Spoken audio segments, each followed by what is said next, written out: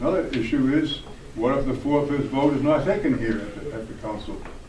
Then, as you just mentioned, Mr. Boland, we're stuck with the 4.5%. So really these issues, once you get by the administration here, 4/5 vote, and also the approval of the majority of electeds at the town financial meeting, we also have to look at the disapproval issue. The voters have a right to approve or disapprove. And I hope we do not get into 2008 again. Once that's disapproved, we're back to the 4.5%, in my opinion. And unless there is another issue on who can make another motion and so forth, I trust that we'll have Robert's rules and the same rules that the same person who made the first motion can make a second motion.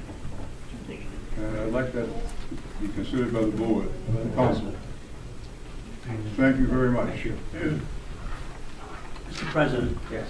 Jeff Karen asked the solicitor a question which the solicitor didn't have time to answer. The question was, assuming the state is capped at 4.5%, and there's no 4/5 vote to exceed it, can the financial town meeting by a voice make a motion to increase it? I think that in effect would be giving them the right to break the law, would it not be? So I don't think whether the solicitor is allowable. But the solicitor's already ruled that way by his attorney. We'll let the solicitor answer the question, but we're not going to argue it again. You know, I'd like somebody else to have their say, because we're going to have to move on and make a decision on whether or not we're going to continue this matter or how we're going to resolve this, if there is a resolve. Brian Medeiros, 127 Grand I just want to express my amazement to hear that someone who would propose possibly going over the cap, which let me make clear, I don't support it, I don't think it's a good idea, except in extreme circumstances like a couple of years ago when the school bonds came to. But to hear someone who might consider that called a rogue elector or be called a village idiot is amazing to me, given that anybody can get up, and that 151 we were just told to be scared of can also get up and cut out $1 million and cut out $2 million. That is the nature of the financial town meeting. It's why I'm not a fan of it. That being said, the people of this town have said they want that to be their form of government. Mr. Roderick made a very good point. That is our form of government. It's messy.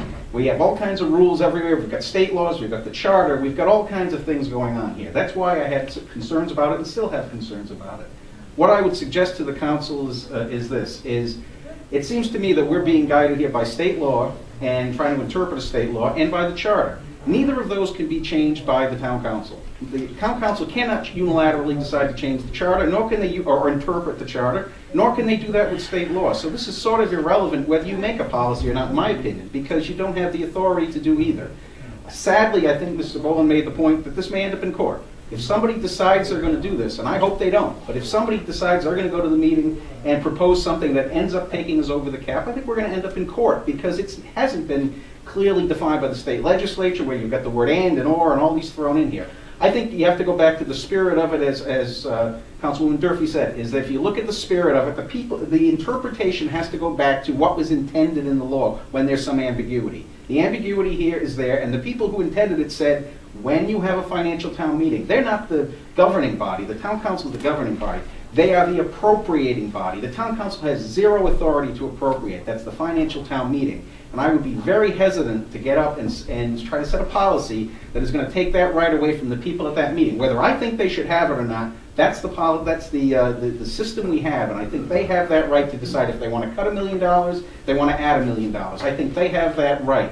Maybe the state can take it away. Maybe the charter can take it away. I don't think the town council can take it away, and I'd be very, very hesitant to try to set a policy that would do that. That's not what the policy is about. The policy is just about how we get to that point. And I think that's what has to be clear. This policy is only about where the 4/5 vote is taken in order to present the excess. It's not to take away. And I think that's the argument we're having about how this But the town council can unilaterally take it away by, as somebody pointed out, if the council... We're not trying to. We're trying to... No, but if the council decides you are not going to go for the authority, now you've said to the financial town meeting, you don't have the right to go over the cap. Regardless of what the circumstances are, you, the council, have now superseded the right of the body of the financial town meeting to go out and exceed the cap, if they so choose. You've now superseded that by saying, we're just not going to apply for the waiver. That's a problem. Now, I don't know if there's a solution. I don't think there's anything the council can do to fix that. I think that's state law. The state legislature has got to, at some point, clarify that law to say either the financial town meeting does it on their own without any approval from the state, because the town meeting can't go out in advance and get that approval. They have to rely on you as the governing body. And if you as the governing body decide we're eligible for it, possibly, we're just not going to go for it, you've now taken that right away, whether you intended to or not. You took that right away from the voters at the financial town meeting. I just wanted to make that point. Thank you. Thank you, Mr. President. If I could just insert my answer question. I think Mr. Madero misspoken because we didn't take it away. It's really in Section D passed by the General Assembly that sets those hurdles. It sets I don't think that's clear, Mr. Leonard. Well, you have a question, though, that was asked for the solicitor. Right. Yes, could you answer the question there about the procedure at the financial town meeting, should somebody? Well, I think I have said before, and I mean, as this was written, I'm trying to set forth a policy that, as I indicated, was a compromise idea that said somewhere along the way there should be a 4/5 vote.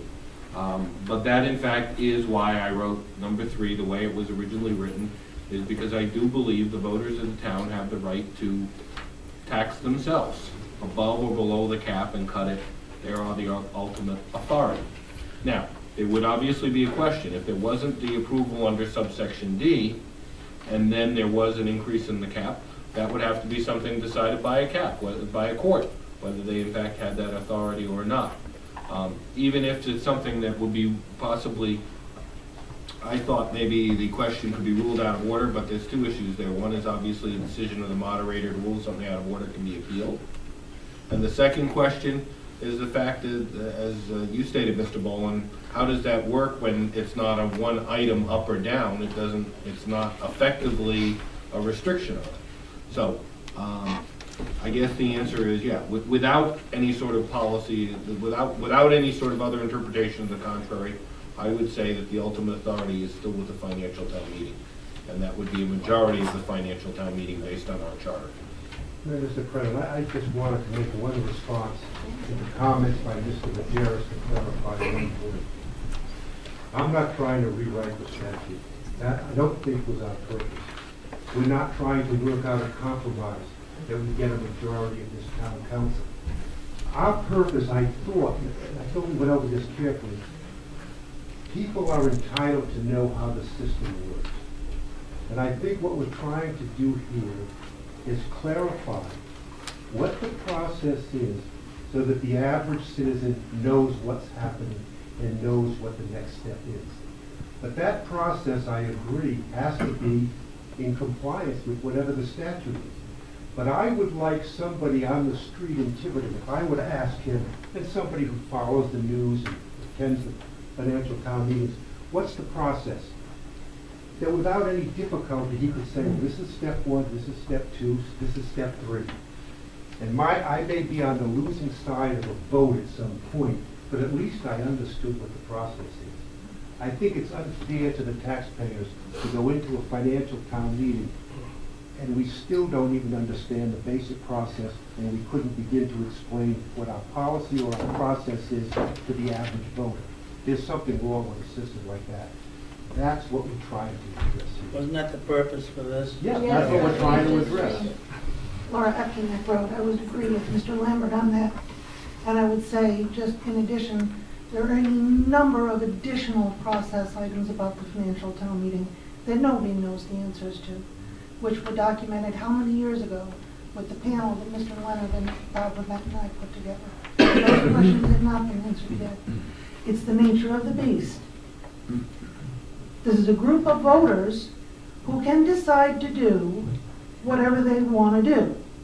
Within the confines of the law. Within the confines of the law, but it's one of the reasons why the financial town meeting exasperates me so much and why I was not a big proponent of keeping it. That said,